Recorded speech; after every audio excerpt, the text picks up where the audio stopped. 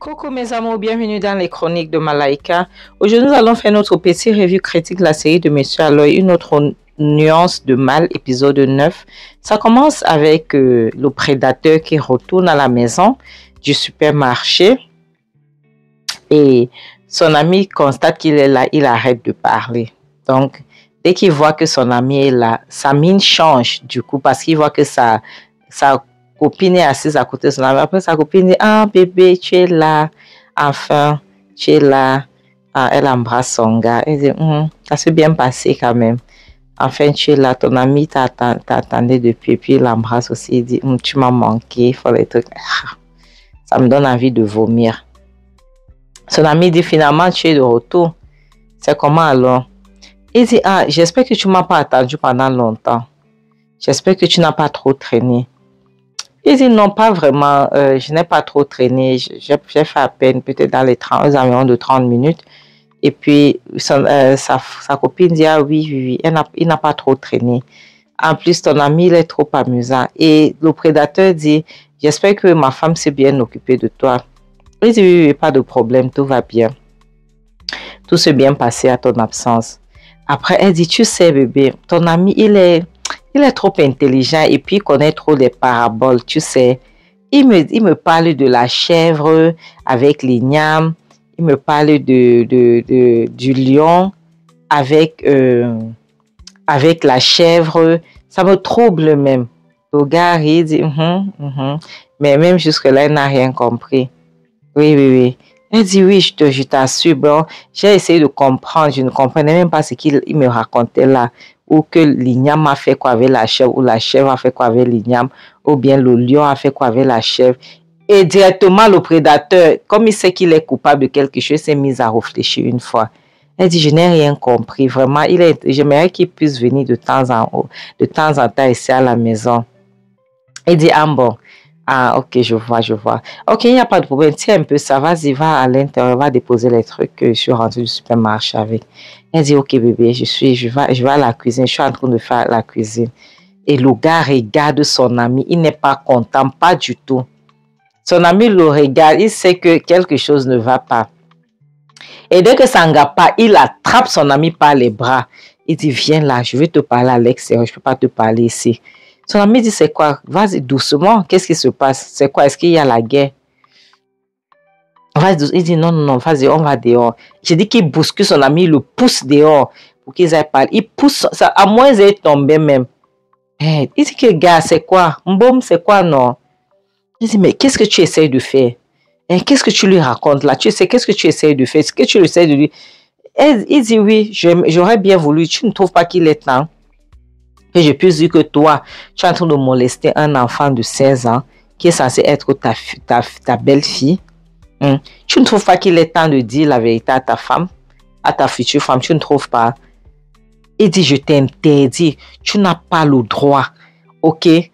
Je t'interdis, tu n'as pas le droit. Qu'est-ce que tu essayes de faire? Tu essaies de me causer les problèmes. Il guette pour voir si la femme n'est pas dans les parages. Il guette un peu.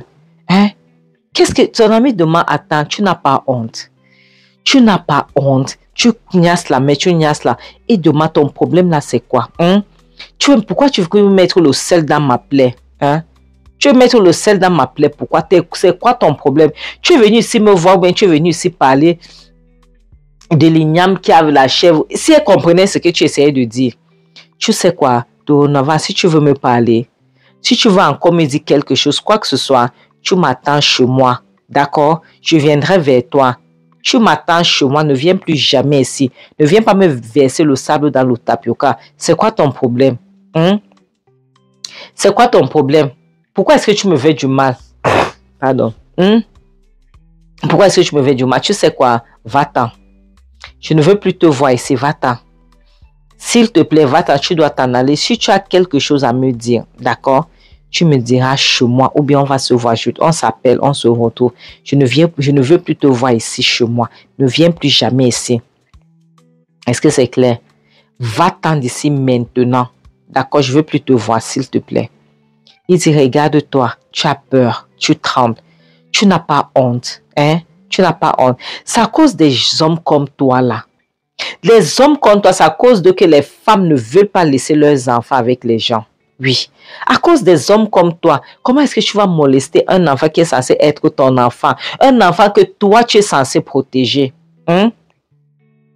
Toi, tu niasses la mère, tu niasses l'enfant, tu n'as pas honte. Une petite fille de 16 ans, et tu montes même les coups sur elle, tu manges à sa mère. Les hommes comme toi, ce sont eux qui détruisent les autres hommes. Oui. Tu détruis l'enfant d'autrui, tu n'as pas honte. Hein? Tu n'as pas honte. Comment est-ce que tu peux niasser cet enfant sous le toit de sa mère, en sachant que tu vas épouser sa mère? Tu es quel type d'homme? Sincèrement, tu es quel type d'homme? Dis-moi un peu. Il dit, ah bon, tu as fini de parler. Donc tu me parles comme ça. S'il te plaît, va-t'en d'ici. Il dit, laisse-moi te dire, j'étais à l'œil. Est-ce que c'est clair? J'étais à l'œil. Je vais te ruiner d'ici peu. D'accord? Tu n'es pas quelqu'un de bien. On ne peut pas te faire confiance. Tu n'es pas quelqu'un de bien. Est-ce que c'est clair? Il dit, va-t'en, je te demande de partir, de t'en aller maintenant. Il dit, laisse-moi te dire, je vais te détruire. Parce que ce que tu fais là n'est pas bien. Comment est-ce que toi, tu veux ruiner cette fille? Tu veux ruiner la vie de cette fille. Tu es avec sa maman, en même temps, tu veux ruiner sa vie. Hein? Ne te dérange pas, je vais m'en aller, mais je te promets que je t'ai à l'œil. Est-ce que c'est clair? Je t'ai à l'œil. Il s'en va. Et l'autre, le prédateur, reste là, il a peur. La prochaine scène nous montre les gars là, les SDF là, avec la petite fille, ils ont, après avoir d'Aclone de pas jusqu'à donc maintenant là je sais même pas, et voilà une voiture qui s'approche, ils sont en train de chanter, apparemment ils sont en train de raccompagner l'enfant à la maison, tu vois, elle est déjà saoule eux-mêmes, c'est seulement celui qui se décape là qui est encore lucide, et du coup voilà son futur beau-père, le prédateur, qui sort de la voiture, tu vois, il la récupère une fois, il pousse les gars là, c'est ici que tu es, tu viens traîner avec les vantards comme ça, hein. Tu viens traîner, regarde les mancoignats comme ça veut que tu viens traîner. Tu fais quoi ici là depuis qu'on te cherche? Donc c'est ici que tu es.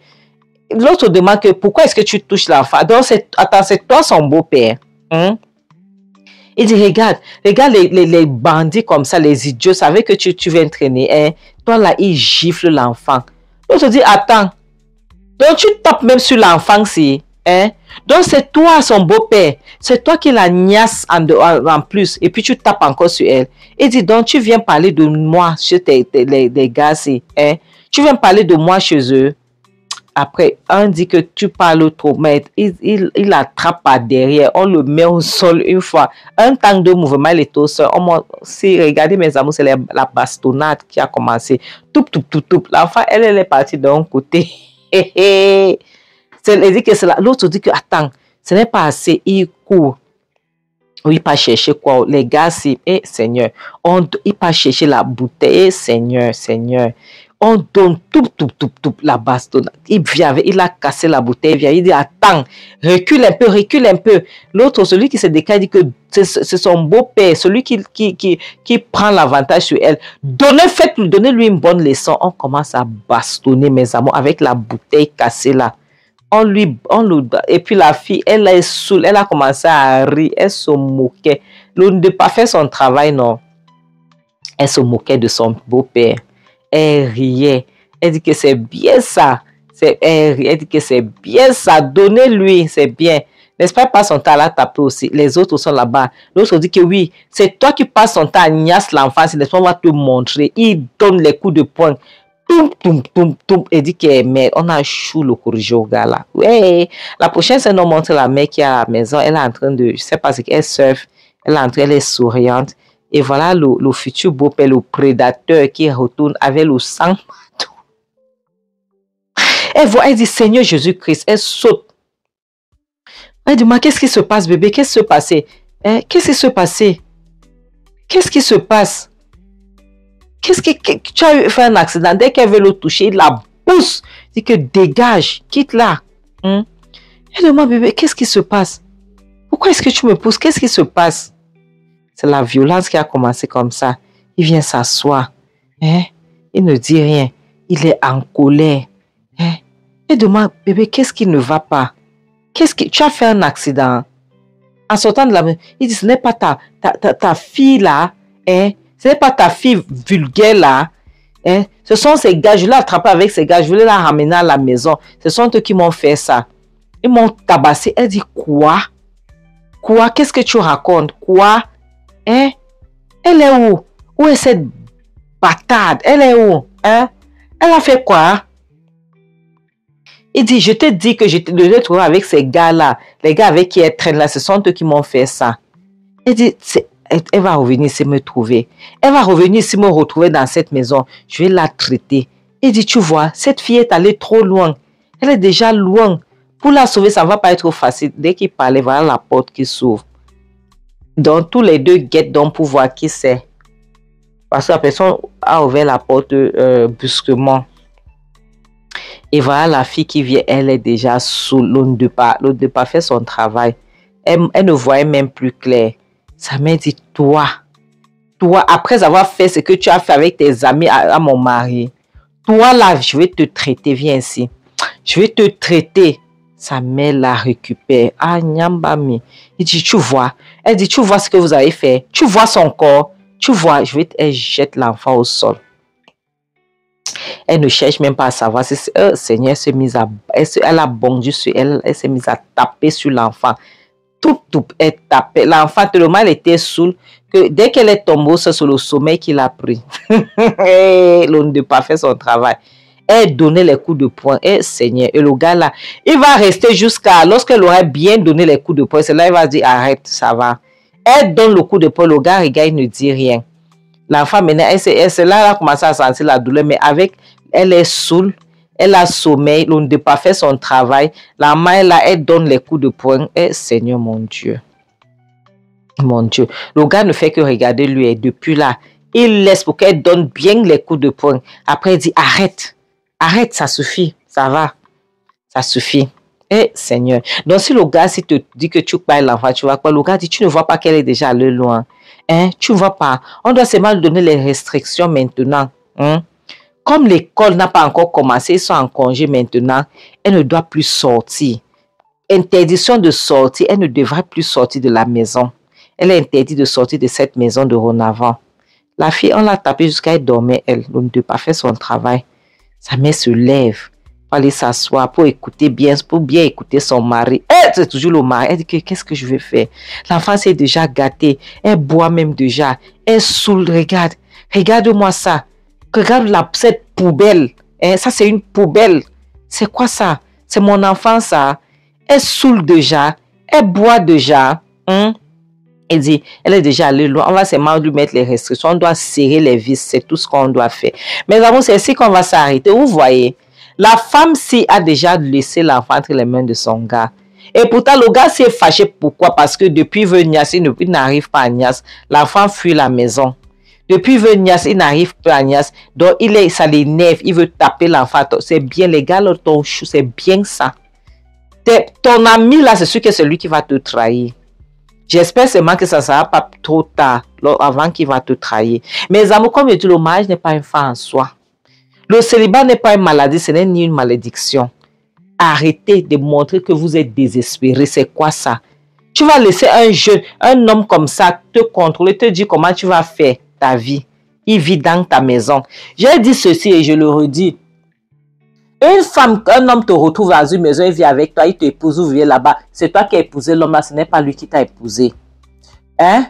C'est toi qui as épousé cet homme, ce n'est pas lui qui t'a épousé. En bon entendeur, salut, bisous, bye.